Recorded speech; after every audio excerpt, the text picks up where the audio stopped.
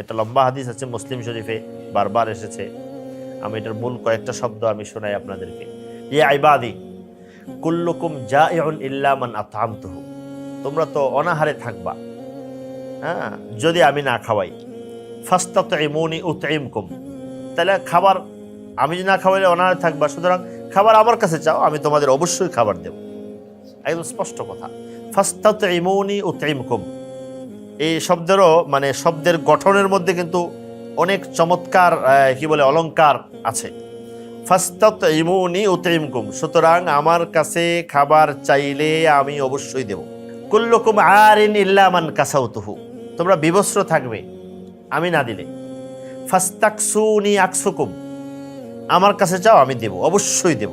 কুল্লুকুম দাল্লুন ইল্লা মান হাদাইতুহু, তোমরা বিপদগামী হয়ে যাবে, নষ্ট হয়ে যাবে, পচে যাবে আমি যদি হেদায়েত না দিই। ফাস্তাহদুনি আহদিকুম, আমার কাছে চাও আমি অবশ্যই হেদায়েত দেব।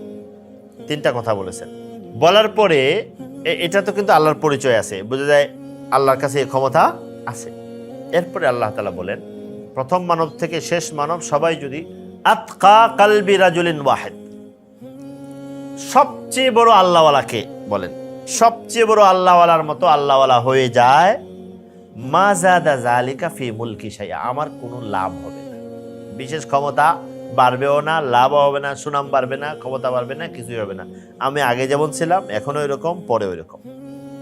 বোঝা যায় আল্লাহর এটা দরকার, মানে আমরা আল্লাহওয়ালা হয়ে যাওয়া এটা আল্লাহর কোনো মুহতাজ আল্লাহ।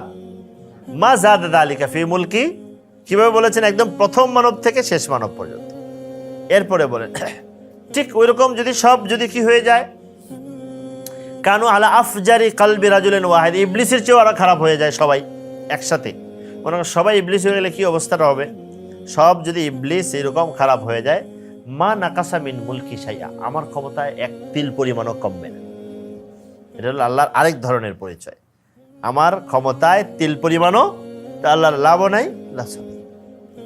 এরপরে তৃতীয় আরেকটা পরিচয় দিয়েছেন, ঠিক এরকম বলেছেন, সব যদি একসাথে দাঁড়িয়ে আমার কাছে সবার চাওয়া চায়, কি লাগবে, কার কি লাগবে চায়।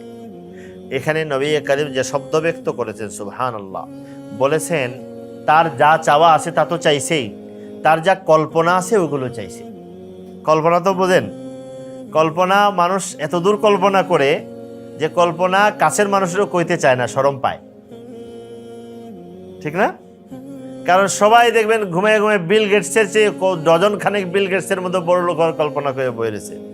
এখন এ খাইতে পারে না, এ যদি তার স্ত্রীকে বলে, একদম যে ফ্রি সবচেয়ে, যে যা জানলে শরম নাই, তার যদি আমি তো চিন্তা করতেছি আমি 10টা বিল গেটসের সমান হব, তাহলে ও তো তার ধরে দিব, তুমি আমারে খাবার দিতে পারো না ঠিক মতো, আর বিল গেটসের কল্পনা করো।